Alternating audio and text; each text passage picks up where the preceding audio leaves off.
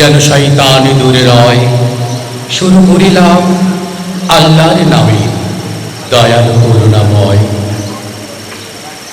ইকরা বিসমি রাব্বিকাল্লাযী খালাক, আল্লাহু লা ইলাহা ইল্লা হুয়া, লাহু আসমাউল হুসনা।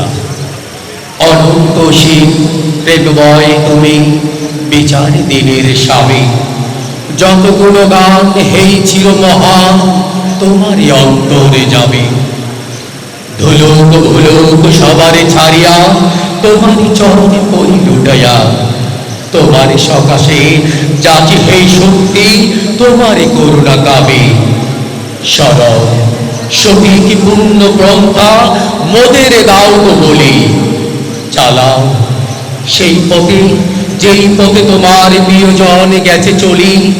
যেই পথে তোমার চির অভিশাপ, যেই পথে চিরভ্রান্তি, সেই পথে এই মহাচালক করুণা সেই পথগামী, করুণা সেই পথগামী।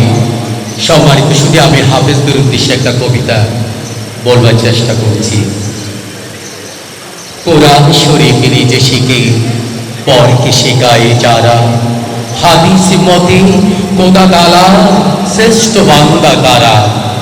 সহিভাবে কোরআন পড়ে হাফেজ যারা আজ, শেষ বিচারের পিতা মাতা পড়বে নূরের তাজ।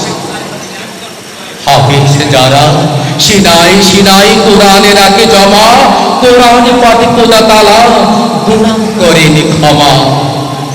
সজদ যারা এমন 10 জন জাহান্নামের দলে, জান্নাত পাবে হাফেজ যিনি তার সুপারিশ বলে, তার সুপারিশ বলে, তার সুপারিশ বলে।